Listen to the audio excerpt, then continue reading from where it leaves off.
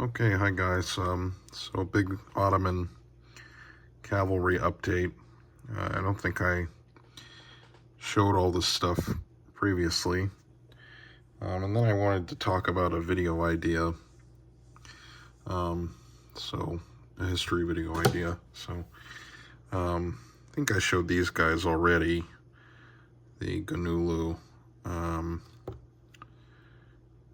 with her in red. But the ones I finished most recently were these Ganulu in blue. I did different shades of blue. Hopefully that comes across on the camera. I think the difference in the tones is a little more noticeable with the blue rather than the red on this other unit. Yeah. And then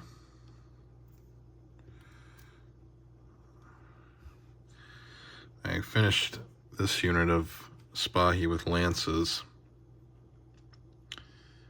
I did gray-blue as their kind of accent color, which has proven to be very useful in organizing stuff in the in my storage boxes. So, and then knocking these guys over because of the lances. Yeah, I think the banners help them come together. The wargaming assistant likes to chew on things, on the flags especially, so I guess we'll chalk this up to battle damage from some Polish soldiers or Habsburgs. And then there's the last stand. I did actually do tufts on these guys, so I think that helps give them a little more character. And then I did the command group for this unit, and yeah, a little bit of battle damage on this flag, and I gave them tufts on the bases too. I did red and white for their kind of accent. Yeah, making good progress, I think, on this garrison box set that I got back at Christmas time.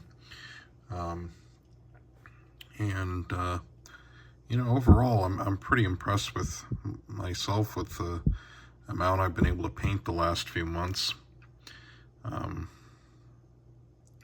So I think it also helps that it's 15s, and once you get going on these 15mm figures, it's a lot faster to paint at an army level, rather than focusing on each individual figure in the collection. One thing I've thought about is, like, for gaming purposes, now that I have a big enough collection for the Ottoman army, is like maybe running some of these units as like massed with two bases deep cavalry to represent like a larger formation, because I think Baroque has a rule like that where you can you get like some kind of bonus to your close combat or charge or something.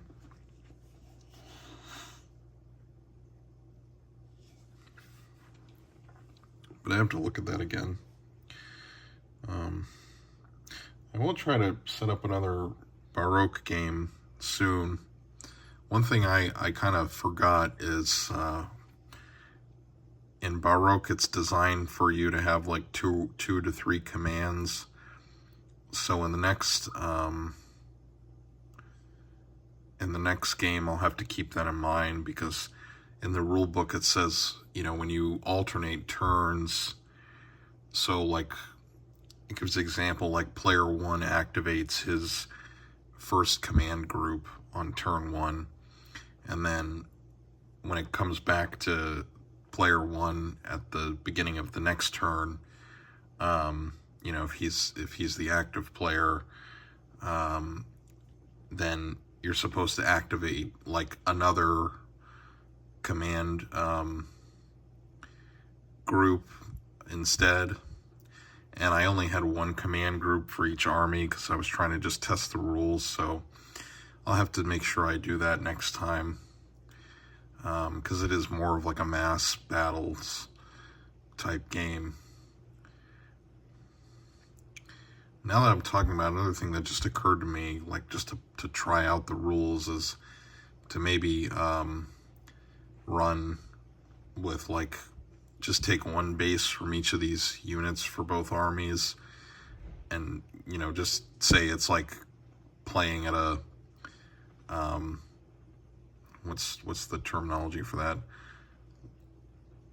Like a higher ratio of what the real troops would be to the figures, you know, so like one, I would just say like one of these each is like represents the whole Ganulu formation or something. Just something that occurred to me right now to make better use of my space. I would probably have to scale down the Baroque unit, but that's pretty easy in those rules, actually, once you get the idea of it.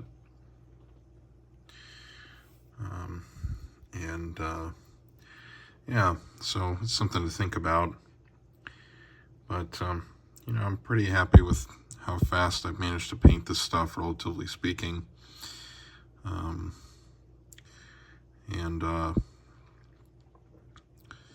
also wanted to talk about a video idea. I might try to do a video about the Saint Gotthard campaign that was in 1664.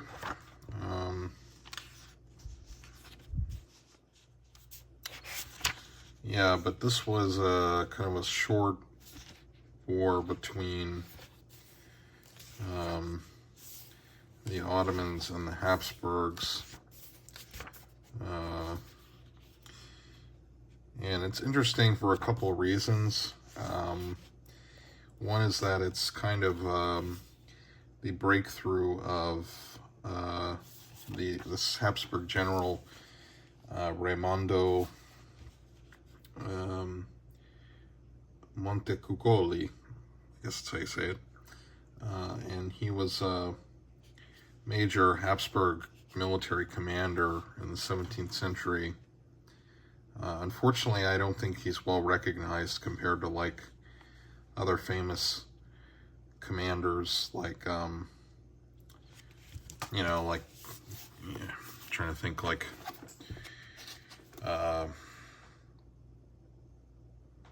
oh, it's been a long work day, but, you know, like kind of famous ancien regime, let's say, commanders or figures. Yeah.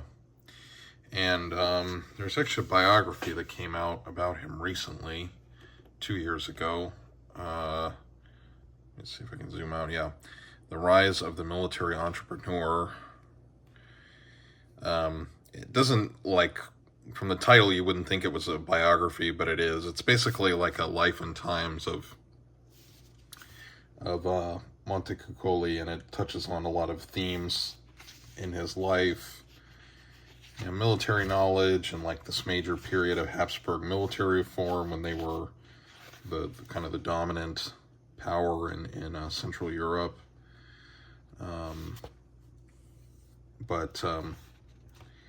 Yeah, so, and it's for the Ottomans, it's also interesting because it's a field battle, and it's the first field battle between, so not like a siege operation between the Ottomans and the Habsburgs in like, 60 years, give or take. So it's interesting for that reason as well. And also you see, there's an article, good article about this by a historian named Ozgur Kolchak, and the title of the article I can't remember, but I've read it multiple times. But basically it goes over the Ottoman, like you can see the change in the Ottoman army from at the end of the 16th century.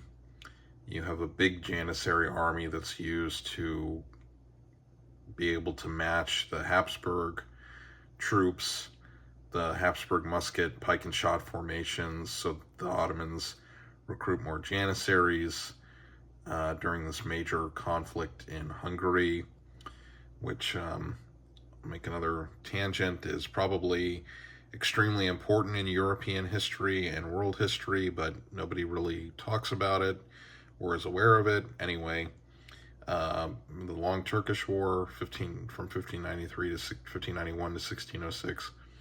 Anyway, but then by St. Gotthard, according to what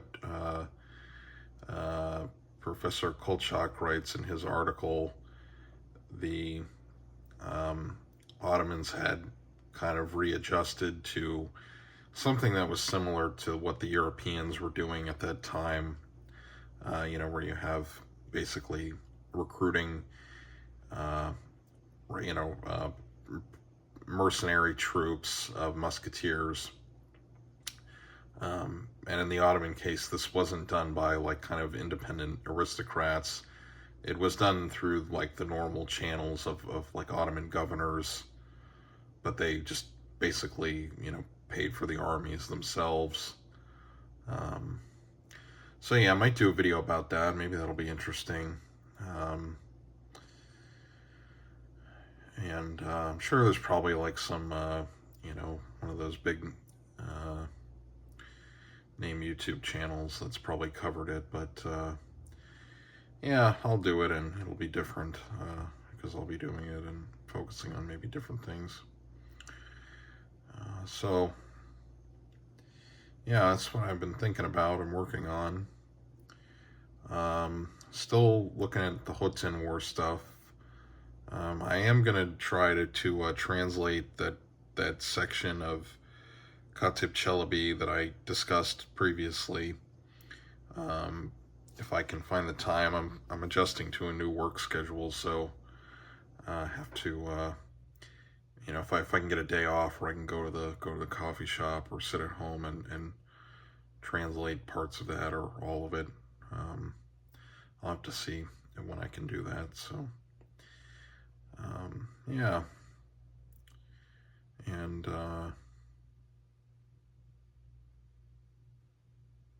yeah, I think that's all. It's kind of a lot of things, but on the channel I try to stay busy and look at a lot of different stuff, not just painting miniatures and not just gaming, but history too, because it all kind of feeds into it. All those things kind of feed into each other. So yeah, and then I guess one last thing that occurred to me about the painting is I think once I've got a couple paychecks saved up, I'll probably do another order from Litco to get more bases, because I need those for the Coruscant figures I bought. And I need a lot. I think I need quite a few bases, so what I might do is get like a bulk order from Litco and just finally get the big packs, because yeah, for me right now, like the Litco bases are a little pricey, and they're really not that expensive. It's just by my standards they're expensive, so I'll have to wait to do that. All right, I think this has gone on long enough, so thanks for watching, guys. I hope you found this interesting, and I will talk to you in the next video.